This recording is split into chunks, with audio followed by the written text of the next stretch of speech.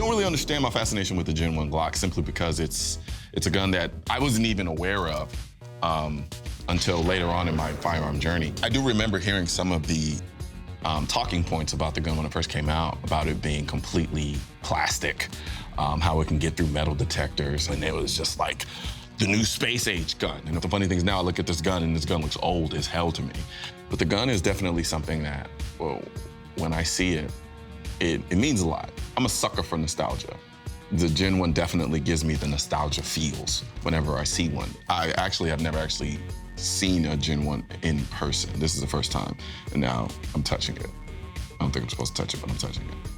I wonder what the trigger's like. I want to shoot it now, too.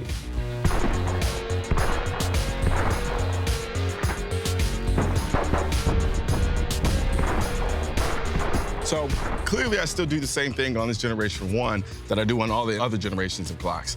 I ride the slide lock, and thus doesn't allow the gun to lock back whenever I hit the last round. It's really easy to shoot.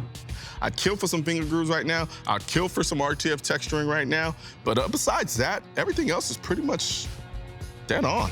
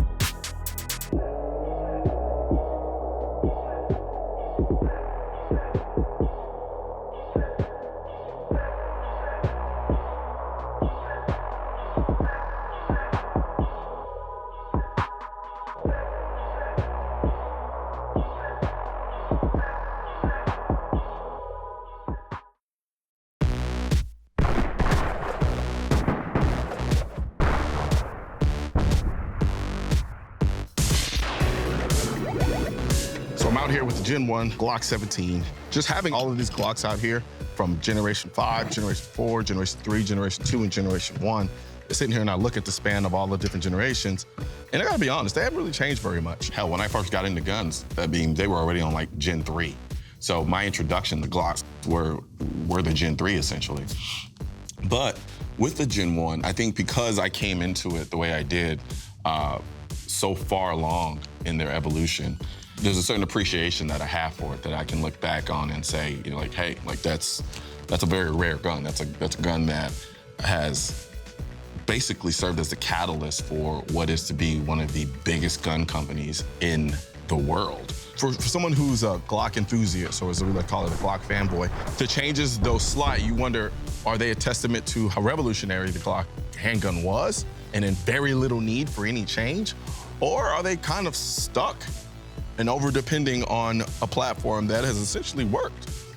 Regardless, I don't think it really matters, because at the end of the day, we're still left with what is essentially a very good platform. There's a redundancy in these guns, clearly. Most of the changing done progressively have stemmed from ergonomics, and I don't think that's necessarily a bad thing.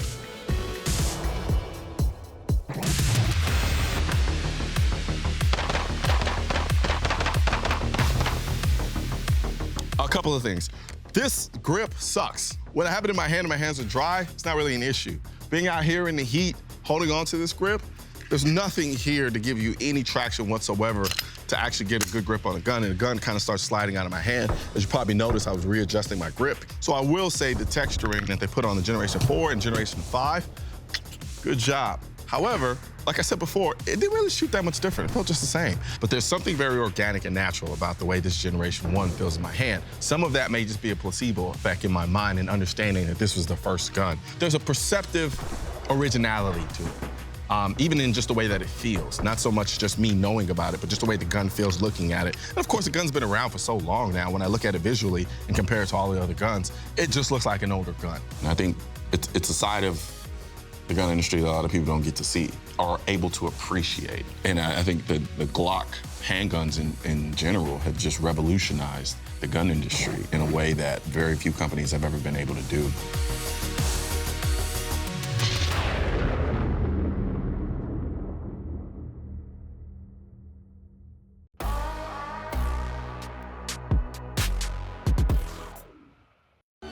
If you spent any time in the world of gun enthusiasts, you've probably heard of the Institute of Military Technology. I've had the privilege of seeing some pretty insane gun collections in my time, especially doing the show Noir. But what they've got here is nothing short of Mecca. It's not open to the public, but if you get a golden ticket to the chocolate factory, you go. So we're gonna go through basically the history, by and large, of firearms, or at least the history that you have within these walls at the Institute. Well, what we're really wanting to do is preserve the history that has happened since 1776 to modern day of all the advancements to firearms technology for our soldiers. Gotcha. And so what I have here is what is the first American marked or U.S. property marked, and it's called a surcharge gun. We couldn't go buy any guns from the British because they didn't want to sell them to us. So we bought guns from the French. And this happens to be one of the French. But what is so unique is they take the gun and they carved it in the stock here, and they carved United States. So this starts telling the story, and everything was muzzle loaders, flintlocks, and this is what we fought in 1776 to gain our independence. Okay, and this is a hall. And it's really unique because it was a flintlock, but it was a breech loader. And of course, this is around 1819, 1816. And he was the first guy to kind of build guns that really had interchangeable parts. Gotcha. So this is still a musket and not a rifle. Gotcha. Yeah. Okay, and this one is a Jennings. What was unique about this gun, it was kind of the first time that we really realized that we need to shoot more than one shot. Every time you shot this and you fired the first one, you'd lift up and you move back to the next one. So this actually fired 5 shots. So for all intents and purposes then, this kind of lays to rest this notion that the founders have never imagined the idea of semi-automatic fire. This demonstrates ambition for semi-automatic fire, if you ask me. Everybody knew that after you shot your shot, you're gonna be out of commission. This was a breakthrough in technology. And was it effective? For the time, yes, it was. Gotcha. We'll come back to Mr. Knight and his ridiculous gun collection later this episode. But for some reason, visiting this museum got me thinking about my worst nightmare.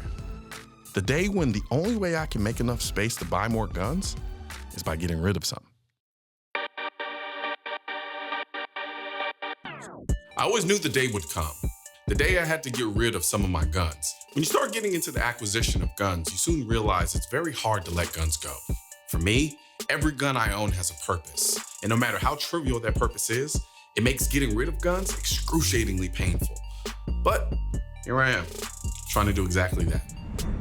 I was never a shotgun guy. For whatever reason, shotguns never did anything for me. But over time, I've come to appreciate shotguns and the role they play in the world of guns. Mossberg JM Pro was the first one I ever reviewed. The JM Pro is like the annoyingly talented friend you have who happens to be good at everything. However, instead of making you feel jealous, their abilities inspire you.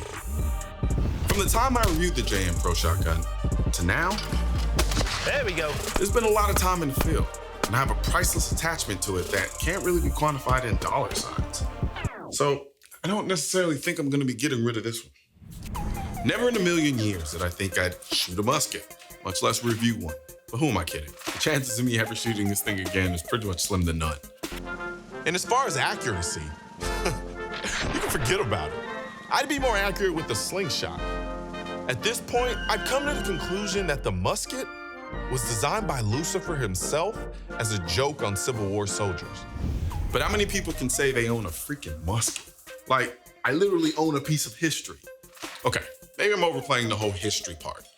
But it would be incredibly satisfying if the next time one of the Second Amendment is about muskets friends come over, I can pull this out and say, okay, here, now go defend yourself with this against the guy who just kicked in your door with an AR-15. I'd love to see the look on his face, but I definitely can't get rid of this. Seriously, Colion, like, the first rifle I ever owned. Like, I cannot be seriously considering getting rid of this. Not very many people buy AK-47s, but the people that do know exactly why they buy them. What in the world is wrong with me? Like, have I gotten that desperate that I'd actually get rid of my rifle dynamic AK-47? Goes without saying, I'm definitely not getting rid of this. Because of the rail, this rifle looks just like a War Sport LVOA. I have a War Sport LVOA, and I'm pretty damn fond of it. So this should be an easy decision, right? Except this rifle couldn't be more different in terms of the way it shoots and feels. This is one of the fastest shooting rifles I've ever shot, much less owned. In my hands, I'm a better shooter, a better person, an incredible lover. And none of it is true. Well, except the first two, of course. But when this rifle is in my hands, all of it is true. And that's why I love, not lust, this rifle. This rifle is to me what push-up bras are to women. It shoots so well, it makes my shooting ability look more endowed than it really is. I'd be stupid to get rid of this rifle. This gun should be a no-brainer. One, it's not really a gun, it's an airsoft rifle. Two, I'm not really an airsoft guy. However, it does kind of serve as a symbolic reminder of how easily we can lose our Second Amendment rights. I could almost smell the gunpowder when I engaged in rapid fire. It was incredible. Is this the future we want? Forced to watch airsoft reviews? On the surface, the idea that having Hillary as president would relegate us to airsoft guns, but then there actually being countries around the world where even airsoft guns are being banned, is quite terrifying. I think I should just keep this as a reminder of what could be and what almost was. Back when I used to go to the park by my house, they had 9 feet tall basketball goals instead of 10 feet. I had a blast doing all kinds of dunks, but I knew that I was dunking on goals designed for younger kids. So there wasn't that level of fulfillment and accomplishment that I got from dunking on a 10-foot goal. As much as I enjoy shooting the blaze, it's 22, so I don't feel like I'm shooting a real gun. However, it's a great gun to teach new shooters on. And people are constantly asking me to teach them how to shoot. And what kind of teacher would I be if I didn't have a 22 rifle at my disposal? Definitely can't get rid of this one. What? I'm only human, so sue me.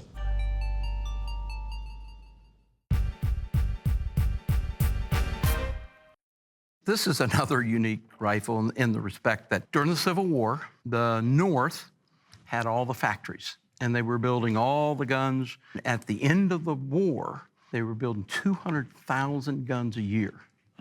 And they took their old guns and they said, if we took these old guns and we converted them to where we could make them into muzzle loaders, how would we do this? So every one of these inventors came along and said, I would do it this way. Yeah. Well, I would do it this way. And they said, well, how about all you guys that have ideas, come to us with your ideas, and we'll give you the lock, the stock, and the barrel. And that's where the term lock, stock, and barrel came from. Gotcha. So you'd come to the government and said, well, you give me 10 locks and 10 barrels and 10 stocks, and I'll put those together and I'll bring you 10 rifles. Here at the Institute of Military Technology, if we did not keep these guns and capture these guns and show them, it's almost like this idea never happened. So we're kind of excited about not necessarily what was the winner. I'm just as excited of what was the loser, because you find out what they did wrong and what didn't work sometimes can be as important to you as what did work. Gotcha.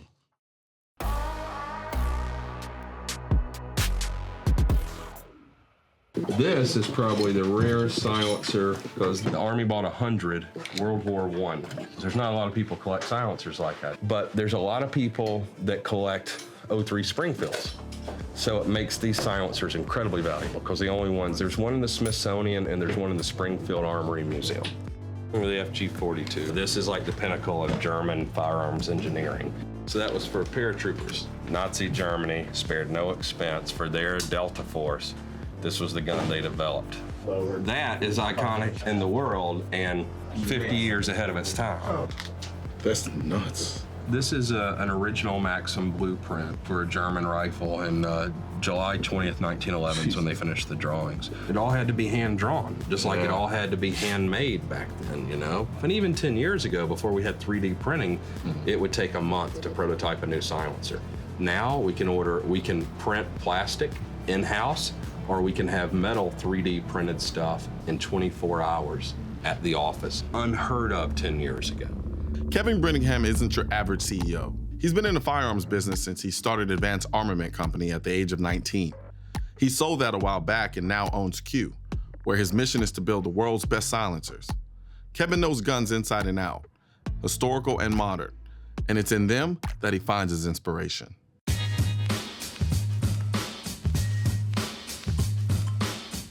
These are things that inspired me, like Knight's Armament has been a huge inspiration.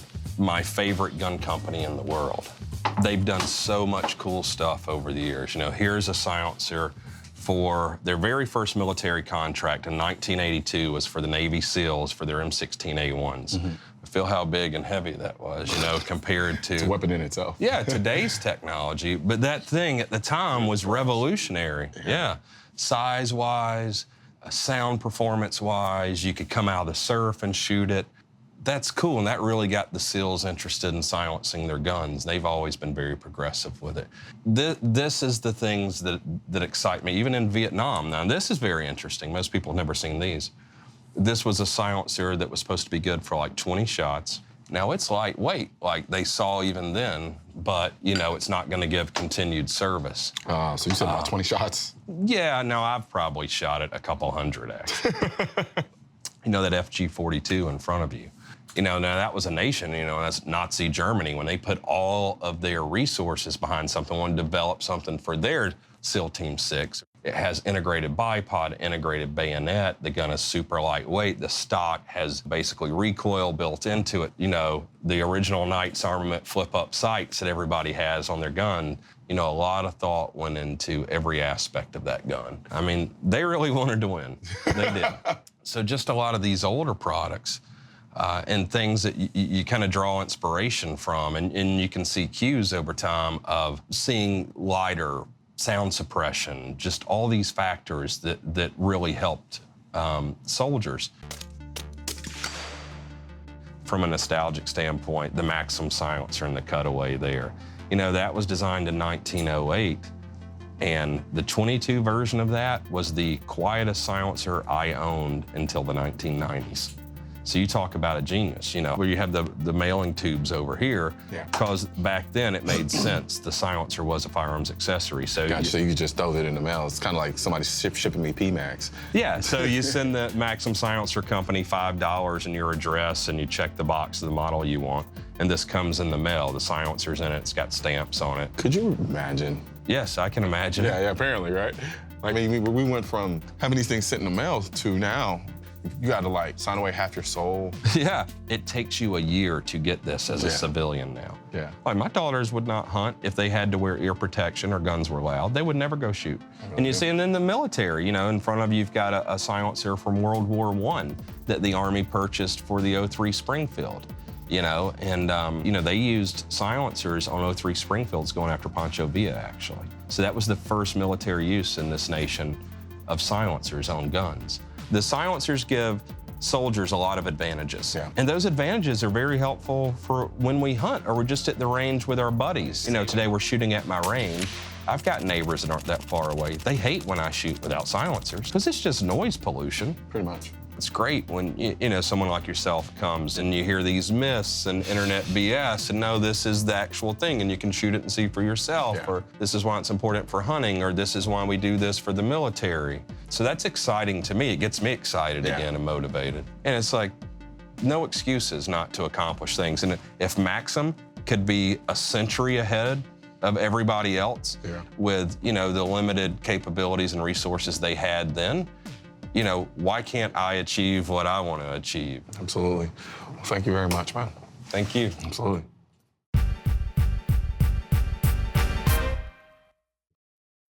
So of all the conversion guns, there was somewhere north of 71 different contractors that put in ideas and put in things. They came back in 1869. They had no winners. They came back in 1871. They still had no real winners. Well, there happens to be one guy that worked, Erskine Allen, that worked at Springfield Armory. So this is the gun that he had, so this unlocks. So if you'll notice this gun, it's very similar to our current trapdoors. So guess why his idea was the best? He worked at Springfield? He worked at Springfield, and they didn't have to pay him any royalties. Gotcha. They won with that one. All right, now, this is pretty interesting. This is a 1903, okay, United States Springfield Armory rifle. This happens to be a rod bayonet, and it has, okay, a bolt action. Now, what's unique about this gun is we didn't come up with this idea. We saw the Germans had a 1898, okay, so this is 1903. Gotcha. But we saw their Mauser bolt action gun. We said, oh my gosh, that's really a nice gun. Guess what? Let's build one. So we said, well, we want a little bit different here, we want a little bit different there. But we copied their patent and we got caught. And after we got caught copying their patent, they sued us. We lost the lawsuit. We had to give the Germans $200,000 at the turn of the century. But more importantly, we were using this gun in World War I, shooting bullets at the Germans and paying them royalties to do it at the same time.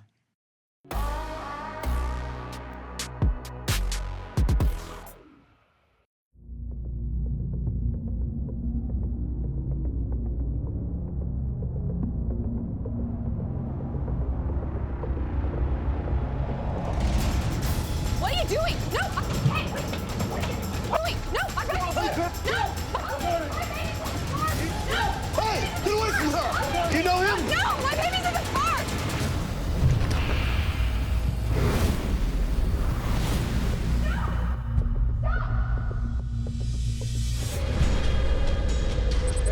Backing up.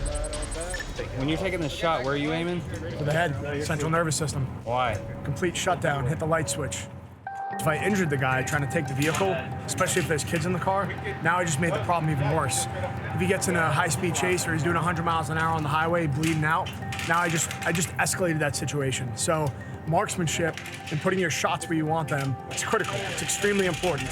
So if I decide to shoot when he's driving away, I better make sure that I hit what I'm aiming for. What do we do in a threat scenario when we have kids? The way we respond in an environment has to put them as the priority. We have to think about the risk that we're putting them into if we respond with action, as opposed to just de-escalating and avoiding the situation altogether. It's something to understand how to respond when you're with one of your loved ones. So the main things that come to mind right off the bat when it comes to off-body carry or on-body carry. First and foremost, there's gonna be pros and cons to each. When I have on-body carry, to me, that's the most secure and intimate that I could be with my firearm. It's as close to me as I can get it, it's on my body, and I have retention over it. Off-body carry is gonna allow some options that on-body carry just can't. There's a lot of different environments out there that you're gonna need to add that capability. Action. Hey, do you know him? Action. So when we're talking about off-body carry, one of the first things that we need to realize is that we need a heightened sense of awareness. It's not like a purse or a phone that you can just set down. This becomes an extension of your body. It's much different than when you're concealing on your waistband. With that in mind, we're adding a variable. This becomes our firearm. So we have to increase our situational awareness and we have to treat it like it's the actual firearm. And it does three things for you. It's customizable, it's adaptable, and it reduces your signature. So looking at this scenario from my perspective and the actions that I took, it doesn't necessarily mean that you're gonna take the same action. And a lot of times it's gonna come down to your ability to put shots where they need to be. Remember, the A+ answer is that I'm always accountable for every round that comes out of that gun. But is the risk worth the gain? That's something that you have to ask yourself every time you get into a situation, either when you're training or in reality. If I have kids in the back of a vehicle and I need to take accurate shots, if I don't hit my target, I could potentially make the situation even worse than it was to begin with. But because I have the ability, and because I've been on target before, and I've done hostage rescue, I know my ability to hit a small target, even moving, is there. So you have to understand what your capabilities are, and you have to ask yourself, is the risk worth the gain?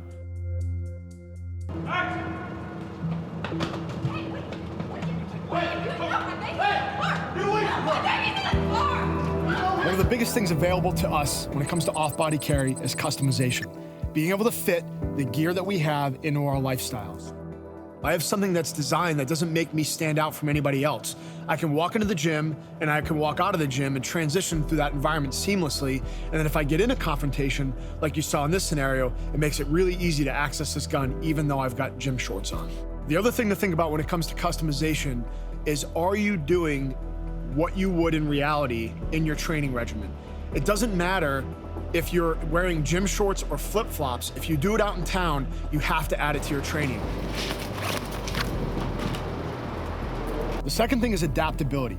It's important to be able to adapt in our lifestyles, and it's not unrealistic in our daily routine to think that we'd go to the gym, go to work, and eventually make our way to dinner. And all three of those environments are going to be different. So carrying off body allows us to transition to those environments without drawing attention to ourselves. A simple example is just walking into the gym. If I'm in my street clothes like I am right now, I don't want to be taking a concealed firearm off when there's other people that don't know that I have that capability and putting it on a shelf somewhere. This allows me to keep close attention and accountability for my firearm without drawing attention to what it actually is.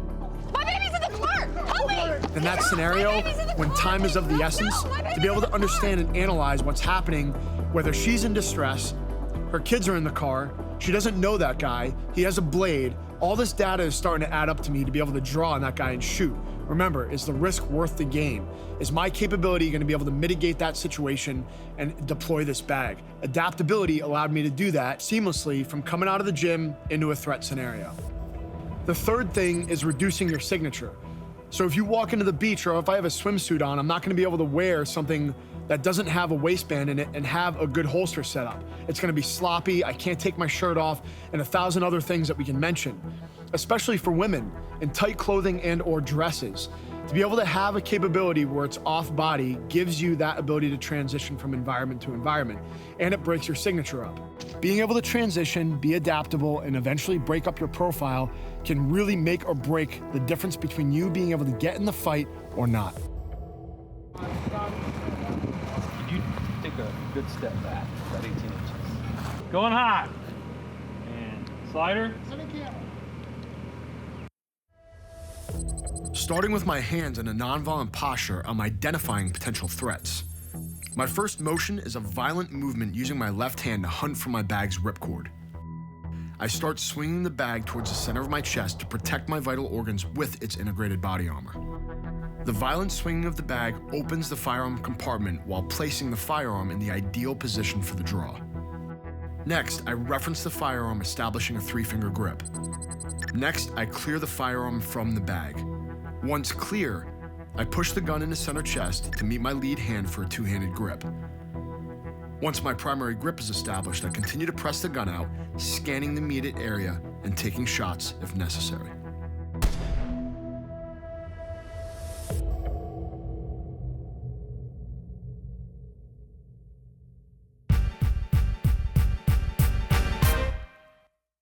Okay, 1903, we've adopted this gun. 1910, we start saying, you know, if we're gonna do something, we need something to shoot every time we pull the trigger. So what they did is they took a 1903 Springfield and they put a spring in it and a gas system so that it blows the bolt back. It catches another round and feeds it, so every time you pull the trigger, it fires. So it's a semi-automatic bolt-action converted gun. Remember, we talked about how popular conversion guns were. Well, this is really a conversion gun, converting from a bolt action to a semi-automatic. Now we have really gotten into the swing of things about 1921, 1923, and said, we really need a semi-automatic gun. So just to kind of put things in perspective, so in 1903, we built a gun. So about 1906, we say we need a semi-automatic gun. We did not adopt a semi-automatic gun until 1936. Can you imagine spending 30 years of your life doing something? Yeah. But that's how hard the problem was and how far it took us. I mean, just when I start from back there and then just kind of look like I'm visually watching the history of firearms. The main thing is we're trying to preserve it. We're trying to learn the lessons that other mistakes that other people have made and how we've progressed and how we've gotten there. So that's the whole project here is how do we do it better? Gotcha. And I want to educate our next engineers because everything that we do here in my factory is not good enough. It needs to be better for our soldiers, because what we do here bring our soldiers back alive. I left my conversation with Reed in awe. Awe for the generation of tireless work that so many people have poured into equipping our soldiers with the best possible tools. Awe for the heroic things those soldiers did with these firearms, and reverence for the freedom that all of this stands upon.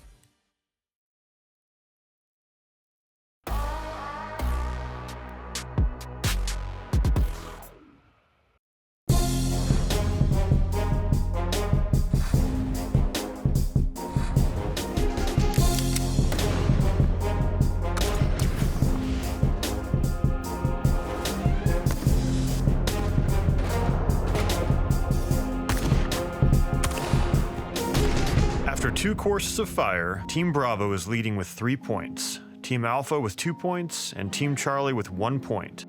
Shooters, welcome back. Course 3 is a friendly game of horse, or in this case, gun. Each team will start shooting the JM Pro on a clay with a slug from 7 yards. Then, the team together will move behind the barricade, and the other shooter will shoot 2 hits on a pistol target 10 yards away. If any shots are missed, the shotgun or your 2 attempts from behind the barricade, your turn is over. Where does the horse come into play? You guys get to choose how you want to shoot from behind that barricade. You can get as complicated as you want, as long as it's safe. The caveat is you have a time limit. Stand by! You'll be limited to getting 2 rounds off in 15 seconds. Standard rules of horse apply beyond that. Now, by the way, I'm Alpha Bravo Charlie, like that's kind of lame. So right now on the spot, each team, we're gonna go down the line, think of an animal that's gonna represent your team. Could be sloths. We'll be Team Sloths. And Team Alpha, what is your animal? Team Sloth. Team Sloth. You stole it! Wow. You stole our name! Settle down. Wow. This is more the mental warfare that he engages in. Like, they want sloth, I got sloth. Team Sloth. That should be ours. Thank you. All right. Yeah, Team Sloth. What are we? Formerly known as Bravo. Spotted Owl. Spotted Owl. And Team Charlie that wanted Sloth, sorry, they took it from you. What you got? This be Tigers, yeah. We're Team Tigers. Tigers. Yeah. I like it. Tigers Team Team Tigers. Sloths. All right, let's do this. Fun. All right, Let's thanks. do it. Let's go. Let's go. Ah. Shooters ready. Stand by.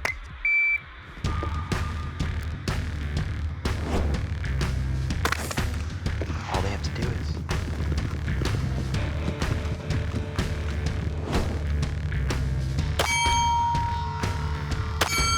That's it, right?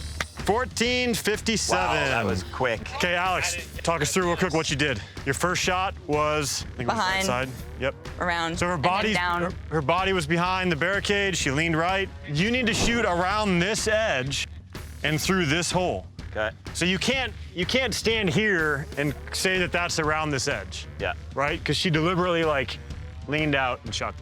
All right, spotted owl.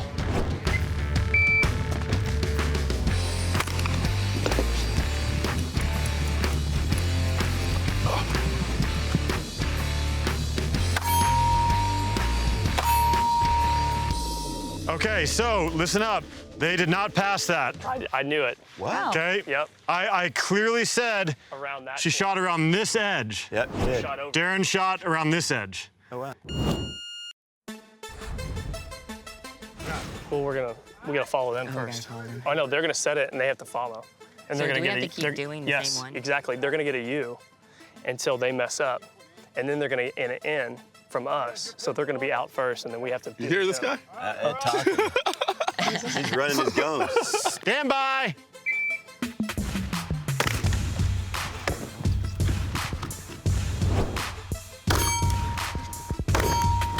Team Tiger, we eat sloths.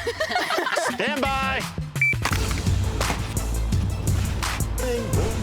Prone. Nice. Stand by. Quick. How is no one missing with the slugs? That's just crazy. I mean, that's not easy stuff. Shooters ready. Stand by. I think it's being destroyed. Oh! Go, let's go. He glides. Oh, yeah. He practices some left-hand stuff. All right, I couldn't see. Talk us through it. As soon as I came around the port and the gun cleared, I came around the left side, took a shot with the left hand, came around this middle port, took a shot with the left hand. You don't have So to have your two-handed, but left hand. with the left hand. You got it, Alex. Yeah. Yeah. Okay, let's clear and safe. Shooters ready. Stand by. That was fast. He is very fast at getting on that thing. Uh-oh, playing it safe. Okay, shooters ready. Stand by. Third one down, fourth one down. There you go. Nice. You got a U. Oh my God. Can't listen to directions. He said squatting, squatting. Technically, I broke the shot before my knee hit the ground. No, it didn't. It was you playing. Nice try. All right, shooters, we're gonna mix it up. From here on out, you will no longer be shooting a clay with a shotgun. Oh, no. You'll now be shooting 50-yard piece of steel with a slug. That's what I'm talking about. All right? On top of going back here? On top of going back there, everything else is the same. If you miss that shot, it's a letter. Wait a minute. So you tell me we got 15 seconds to do that and to do that? Yes, that's exactly what I'm telling you. How many shots did it take you to do that? Let's recap. At this point, Team Spotted Owl, you guys have GU. Team Tiger, you guys have GU. Team Sloth, you guys have nothing. I promise you we're gonna beat you. Okay, man. This round, I promise you we're gonna beat you. All right. Shooters ready, stand by. Yeah, baby. Nice. He's looking at He me. was so pleased with himself. Oh, 2 shots. Shooters ready, stand by.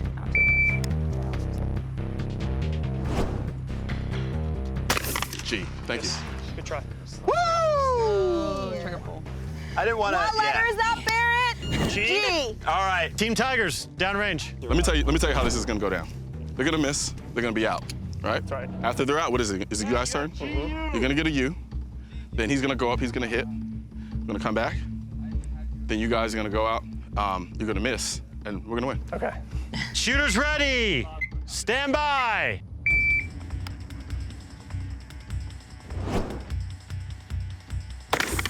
Oh, Prophecy 1 down. that is the hard part. I'll let it try. Yep. Effort. All right, one team down. G-U-N. Now we can relax. Oh, no. One of two things are gonna happen. He's gonna miss it, or he's gonna take too long and shoot it. She's not gonna have time, and she's not gonna get the points. Right. Either way it goes, they're getting their U right now. Shooters ready, stand by.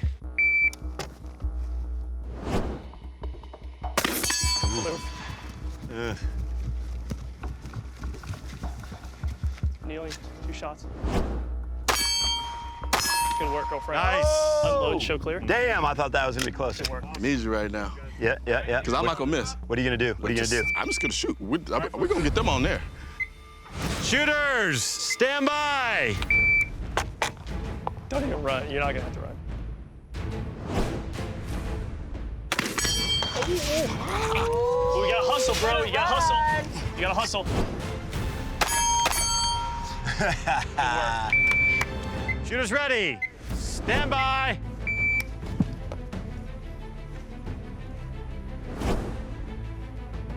Good, let's go, let's go. Did that hit? No, I didn't hit. That's what a group looks like, Colion. Okay, I'm not positive that you hit the target with the shotgun. It is positive. There was a solid ding from that. Good to me. That ding. Come on, that's a sounded slug. so If good. a slug hit a Tell you steel what, target, tell you it what. would Hey, make a very no, loud sound. It doesn't matter. They hit it. Let's go. So what do these guys have? Audio guy says he heard it. It doesn't matter. Let's go. You know what's awesome about this right now? Everyone's getting tired. Oh, I don't get tired. Yeah, okay. I don't get tired. Okay, the pistol target is now at 20 yards. Hey, Colion, when you miss this pistol at 20 yards, you lose. I told you I'm not missing this entire competition. No, I know. Load and make ready. Shooters ready. Stand by. But will Darren miss? That's the question. Hit. Good shot, Darren. Oh! Oh boy. Oh boy. 1262. Oh! I'm not missing this whole competition.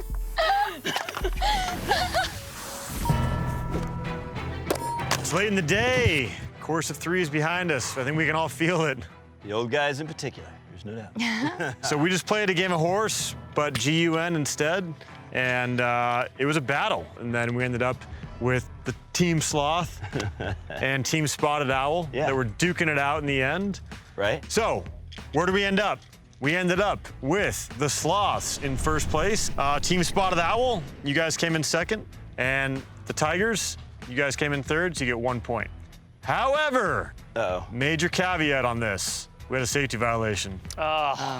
One of the safety rules, treat all firearms as if they're loaded, -1. So you guys were awarded 2 points for coming in second place, docked a point for safety. That takes you down to 1 point awarded for course 3. So the final standings after 3 courses of fire. In first place, we've got the Sloths. In second place with 4 points, Spotted Owls. And in third place, Team Tiger, 2 points. All right, all right. All right, good job, guys. Course of fire number 3, done. Excellent day today. Everybody put up a really good fight. You guys did a fantastic job. Appreciate the effort. A lot of sprinting out there. Maybe some tired muscles, some pulled hammies. Stretch it out tonight. Get some rest. Tomorrow's gonna be an awesome day. We'll pick it up with stage 4 tomorrow. All right. Get some rest, guys. Good work, guys. Good work. Next time on the NOIR Team Challenge. So I think rolling the tire for 15 seconds and then shooting like a son of a bitch. Slow it down!